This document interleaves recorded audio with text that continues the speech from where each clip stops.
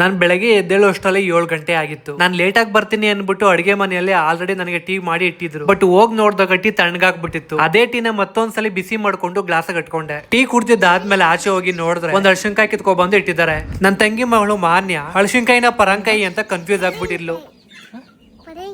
ನಿಮ್ಮಂತವ್ರನ್ನ urgent ಆಗಿ police ಹಿಡ್ಕೊಡ್ಬೇಕು.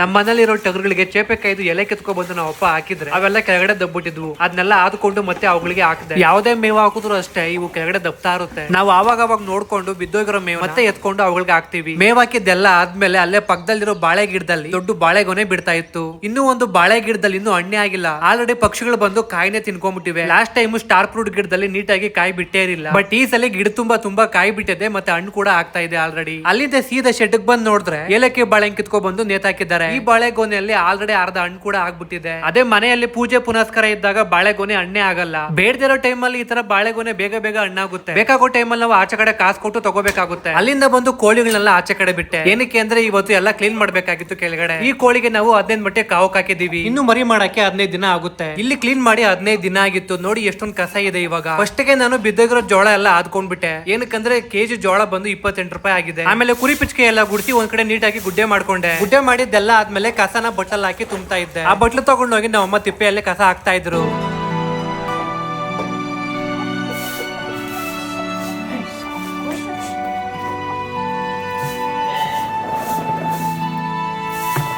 ಕಸ ಎಲ್ಲ ಗುಡ್ಸಿದ್ದಾದ್ಮೇಲೆ ಇಷ್ಟೊಂದು ನೀಟಾಗಿ ಕಾಣಿಸ್ತಾ ಇತ್ತು ನೋಡಿ. ಬರೀ ಕಸ ಗುಡ್ಸ್ಬಿಟ್ರೆ ಸಾಲದು, ನೀರ್ ಬಿಟ್ಟು ತೊಳಿಬೇಕು ನೀಟಾಗಿ ಅನ್ಬಿಟ್ಟು ಹೋಗಿ ಪೈಪ್ ತಗೋ ಬಂದು ನೆಲ್ಲಿಗೆ ಪೈಪ್ ನ ಸಿಗಿಸ್ತಾ ಇದ್ದೆ.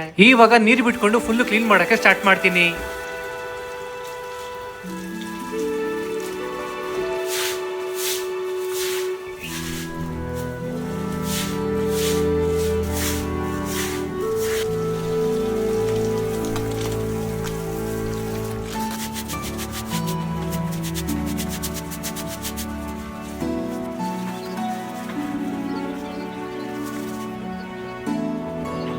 ಹಂಗೋ ಹಿಂಗೋ ಎಲ್ಲ ಕ್ಲೀನ್ ಮಾಡಿದ್ದಾಯ್ತು ನೀಟಾಗಿ. ಕೈ ಕಾಲು ತೊಳ್ಕೊಂಡು ಮುಖ ತೊಳ್ಕೊಂಡು ಮನೆ ಕಡೆ ಹೊರಟೆ.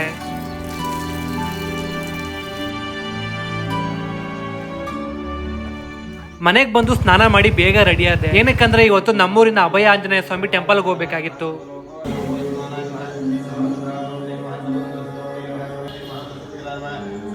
ಬೆಳಗ್ಗೆ ಕಷ್ಟ ಬಿದ್ದು ಮಾಡಿದ ಕೆಲ್ಸಕ್ಕೂ ಇವಾಗ ದೇವಸ್ಥಾನದಲ್ಲಿ ಸಿಗ್ತಿರೋ ಪ್ರಸಾದಕ್ಕೂ ಸಾರ್ಥಕ ಆಯ್ತು ಅಂತ ಅನಿಸ್ತು ಗುರು. ಅದೇ ಸಂಜೆ ಒಂದು ಎಳ್ನೀರು ಕುಡಿಬೇಕು ಅಂತ ಮರ ನೋಡ್ತಾ ಇದ್ದೆ. ಎಳ್ನೀರು ಕೀಳೋದು ಅಂತ ಮರ ಹತ್ತದೆ. ಹತ್ತಿದ್ ನೋಡಿದ್ರೆ ಮರದಲ್ಲಿ ಒಂದು ಕಡ್ಡಿ ಜೇನ್ ಇದೆ. ಬೆಳಗ್ಗೆ ಟೆಂಪಲ್ ಅಲ್ಲಿ ಪ್ರಸಾದ ಸಿಕ್ತು. ಇವಾಗ ಮರದಲ್ಲಿ ಕಡ್ಡಿ ಜೇನ್ ಸಿಕ್ತು. ಒಂದೇ ದಿನ ಇಷ್ಟೊಂದು ಒಳ್ಳೇದಾಗ್ತಾ ಇದೆ ಅಂತ ಖುಷಿ ಆಗ್ತಾ ಇತ್ತು. ಆದ್ರೂ ಸ್ವಲ್ಪ ಡೌಟ್ ಇತ್ತು. ಆಗಿದ್ದಾಗ್ಲಿ ಅಂತ ಜೇನ್ ಕೀಳೇಬೇಕು ಅಂತ ಒಂದು ಟವಲ್ ತಕೊ ಬಂದು ಮುಖಕ್ಕೆ ಕಟ್ಕೊಂಡೆ. ಇಲ್ಲ ಅಂತಂದ್ರೆ ಜೇನ್ ಕಚ್ಚಿ ಕಣ್ಣು ಊದ್ಕೊಂಡು ನಾಳೆ ದಿನ ಆಫೀಸ್ಗೆ ಹೋದಾಗ ಎಲ್ಲಾರು ನನ್ನೇ ನೋಡೋ ತರ ಆಗ್ಬಾರ್ದು ಅಂತ ಮೆಟ್ಟ ಹಾಕೊಂಡು ಮರ ಏನೋ ಹತ್ಬಿಟ್ಟೆ. ಬಟ್ ಜೇನ್ ಕೀಳ್ಬೇಕಾದ್ರೆ ಸ್ವಲ್ಪ ಭಯ ಆಗ್ತಾ ಇತ್ತು. ಆದ್ರೆ ಜೇನುಗೂಡಲ್ಲಿ ಜೇನ್ ತುಪ್ಪನೇ ಇಲ್ಲ. ಆವಾಗ ಗೊತ್ತಾಯ್ತು ಒಂದೇ ದಿನ ಇಷ್ಟೊಂದು ಒಳ್ಳೇದಾಗಲ್ಲ ಅಂತ. ಲಾಸ್ಟ್ ಗೆ ಇವತ್ತು ನನಗೆ ಎಳ್ನೀರೇ ಗತಿ ಅನ್ಬಿಟ್ಟು ಒಂದ್ ಎಳ್ನೀರ್ ಕಿತ್ಕೊಂಡು ಕೆಳಗಡೆ ಇಳಿದ್ಬಿಟ್ಟೆ. ಅಟ್ಲೀಸ್ಟ್ ನೀರಾದ್ರೂ ತಣ್ಣಗಿರುತ್ತೆ ಅಂತ ಅನ್ಕೊಂಡ್ರೆ ಬೆಳಗ್ಗೆಯಿಂದ ಬಿಸಿಲಲ್ಲಿ ಕಾದಿರೋ ನೀರ್ ತರ ಇತ್ತು ಗುರು ಎಳ್ನೀರು.